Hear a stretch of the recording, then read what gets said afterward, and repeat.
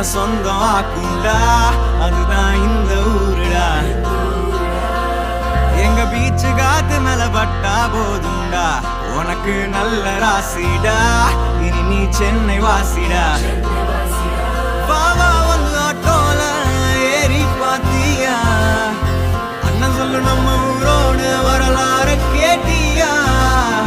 Mylapore filter coffee வாசம் தூக்குதா.